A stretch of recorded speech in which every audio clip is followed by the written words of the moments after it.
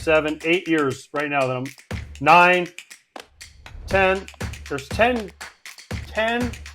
years right now that Barry Bonds had that were better than Ohtani's year, if you go by OPS.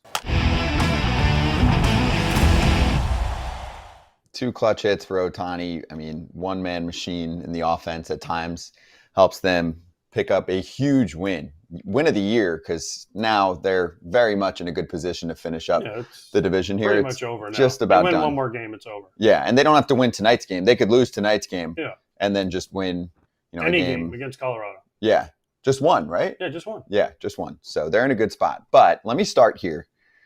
So, Todd Father, I'm watching the game in the later stages yesterday. It's when Ohtani had his go-ahead knock that ended up being the difference for the Dodgers. And on the broadcast, it's Joe Davis and Jess Mendoza doing an awesome job. Loved hearing them. And I flip back and forth, but I happen to be on the Dodgers for that moment.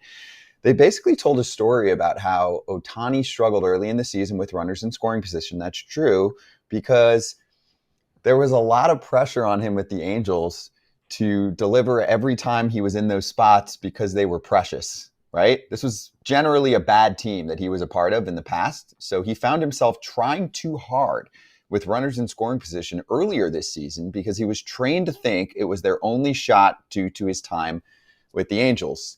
We just were listening to the broadcast. We played the clip on FT Twitter. Our FT Twitter's lit. Shout out to Michael. And it got a very viral response. Just something basic that was pointed out in the broadcast. I don't know if it was from an article, from Ohtani himself, from a hitting coach. It's definitely shade, though, and it's not lying. I mean, the Angels have sucked for the past decade. So your thoughts on that? Do you feel like there's a different approach when you're on a crappy team versus playing with Mookie, Freddie, et cetera? I know Trout was on the Angels, but he's been hurt the last few years.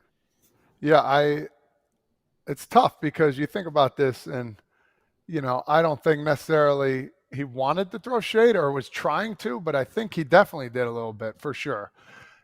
Basically saying that the team wasn't good. Let's just put that out there. That's definitely what came off. There's always pressure when you got runners in scoring position. And I think AJ can attest to that. How many opportunities do you get that during a game? Sometimes you don't get any. And when you do, you want to put your best foot forward, of course. And when you're on a losing team, it's not going to be that many at all. So when you do, usually it's with 2 outs. And usually, you don't come up. Baseball is a failing sport when it comes to that stuff. Running in scoring position, it's hard to do. And guys who do it well are the guys that are going to play for a long time. I think that's the best stat as a hitter, in my opinion. And people talk about average, people talk about on-base percentage, which is a good one, and all these other different stats. But I think, how clutch are you? Do you have that clutch gene? And we talked about this, is there a clutch gene or not? We're not going to get into that. But do you have that when the clutch comes around? Are you stepping up? Are you putting up or shut up? And I think, it wasn't an excuse. Maybe it came off as a little bit of an excuse why he didn't score any, or maybe that's the way he felt. But if you're a professional, there's always going to be pressure on you when you have runners in scoring position. Yeah, I mean, listen, I don't think he meant it as shade, but it sure came across as shade. It was like, basically, we sucked and I had to do everything. It's basically what he was saying. And he felt like every time he came to a run scoring position, he had to get a hit. Now, is he wrong? Probably not. But now he's got Mookie and Freddie and Will Smith and Max Muncy and Teoscar Hernandez and the whole crew of Dodgers behind him. So it's a little bit of a different feeling. And like Todd said, when you're on a bad team, you feel like, man, I want to be the guy to turn this around. When it doesn't usually work like that because you need a whole team effort to turn things around. So did he mean it to throw shade? No. But did he? Yes. Do I like it?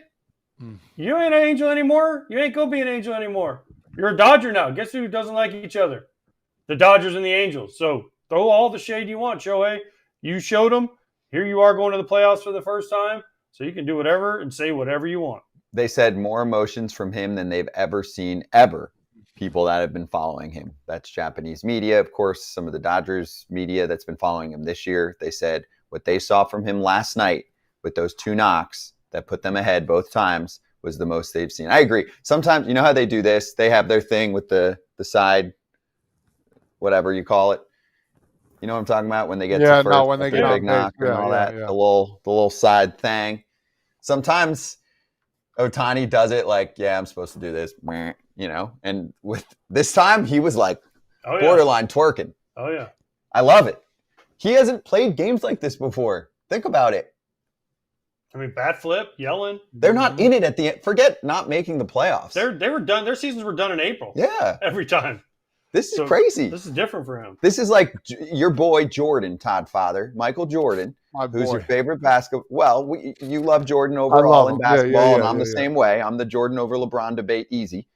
So imagine if Jordan didn't play in the playoffs at all for 7 years, and then suddenly the most competitive dude, maybe of all time, suddenly gets to play in the playoffs. He'd be freaking out. Let me ask you this, and this might be a whole different thing, but do you see he bats? He's leadoff right now, right? Do you think that's going to go on? Can you see them not in the first at bat, but can you see like yesterday, first and second, 2 outs? Can you see them walking them to get the Mookie Betts? Yo, what's up, FT fam? I appreciate you guys loving the content, but I'm seeing only 50% of you guys are subscribed. Go down below, hit that subscribe button so you can get the real inside information on deck. Let's go. Hey FT fam, it's Alana Rizzo. I can't stop talking about Vuori. Vuori is perfect if you are sick and tired of traditional old workout gear. I wear Vuori in all settings, not just in the gym, because honestly, it's comfier than whatever you're currently wearing. No joke. I'm wearing Vuori daily leggings right now. They're high-waisted with the drawstring and cupped ankles. They look good and they feel great. You're going to love them. Vuori is an investment in your happiness. For our listeners, they are offering 20% off your first purchase.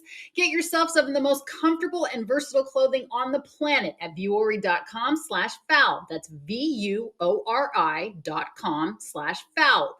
Not only will you receive 20% off your first purchase, but enjoy free shipping on any U.S. orders over $75 and free returns. Go to vuori.com/foul and discover the versatility of Vuori clothing. No. There's too many holes there. Listen, he's having a great year, but there's too many. Yeah. There's a lot of holes there, depending on the matchup. Now, if it's a bad matchup, yes. Oh, man, I don't know. I can't. In the playoffs, he's a stud.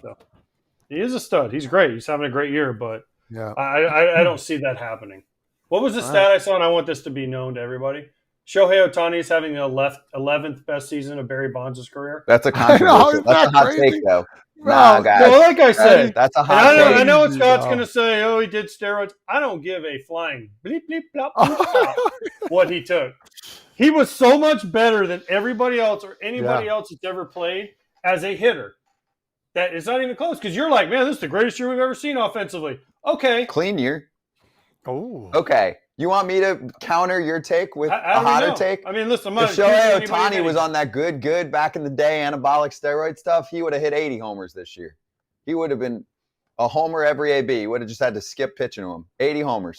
Wow. He's already almost at 60. To Barry Bonds. Right. So that's what I'm saying. I think Ohtani is better than Bonds. Wow. I do. I'm crazy, sorry. Bro. It's different. You're crazy, bro. I don't think I'm crazy. Crazy person. Crazy person. Todd, crazy alert. Todd, you got to pick a friend here. Someone's going to love you. Someone's going to hate you. Crazy alert. I love Shohei's year, but it's like the numbers are the numbers. But let's take. You can't hypothetically. But we know when Bonds was on the good. We do. You saw a change in head. There's court cases about it, right? Take the Bonds from the Pittsburgh Pirates days versus Shohei Ohtani now. Which one do you want? Okay, hold on. Let me find it. Because I looked at it yesterday. Just because I knew this was going to come up, and it pissed me off because I knew you were going to be this. I'm not So when he was at Pittsburgh, his first year at the Giants, 1993, was he on steroids? I got to look at the number. He had an OPS of 1.136. First year. Mm-hmm. That's higher than Shohei's. Okay? His last year in Pittsburgh, 1,080 OPS. 1995, 1,000 OPS. Now, 2001 is when it got crazy. 1,380. 1,380, 1,280, and 1,422. So, all right, here we go. I got a question. So there's at least 2 years up there, maybe 3, where you don't know what he was on, and he put him up. Yeah, Barry Bonds, 1992. Mm-hmm. 204 OPS plus. Yep. Ohtani is currently at 187. You're right. He's got. Was he on the goody good then? I don't believe so. Oh, okay. Don't accuse people. 39 stolen bags. Mm-hmm. We have no clue 56. what he was on. Okay. 127 walks, 69 punches, just FYI, in 1992. Understood. But I know this year's different, but I will take a healthy Shohei Ohtani, let's say in 2025, right? Or in the past, who pitches and puts up numbers that are pretty close to pre-Roy He doesn't Barry. put those numbers up though when he pitches. So that's not fair. Let's be fair. But still, not in the same stratosphere because he's going to pitch. Even if he gives me 100 innings like he's usually pitched in the past at that level as a 1 or a 2, come on. Scott, Stop. who are you if Shohei doesn't pitch in both of their primes, who's your number one pick? Would it be Shohei or Barry Bonds to hit? Any Barry Bonds or in their Barry prime, Bonds? In the best year Barry Bonds had, who you take? It's not even close. Who? Which one? Barry. Oh, well, there. You answer the question. But good Barry. That's what I'm talking about. I'll take 1992 Barry Over Shohei? Yeah, his numbers are better. I'll take 1992. But Shohei's OPS and his OPS last year was actually higher than it is this year. For Ohtani? Yeah, for Ohtani. Which plays to the point. Didn't he throw a few baseballs from the mound? Well, I'm just saying. Last year? Again. So 2023 Ohtani, world's better than 1992. 1,027 is Ohtani's OPS. There's 1, 2, 3, 4, 5, 6, 7, 8 years right now that I'm 9, 10. There's 10 years right now that Barry Bonds had that were better than Ohtani's year, if you go by OPS. Well, let's bring this to our next guest. He's going to join us on the other side. We got a lot to get to with him, but I'm sure he'd have fun with this too. Be sure to like and subscribe for more content. We're back here every weekday, all year long, so do not miss an episode. The videos are coming in all day. Here's another video you might enjoy. Baseball the way it should be covered.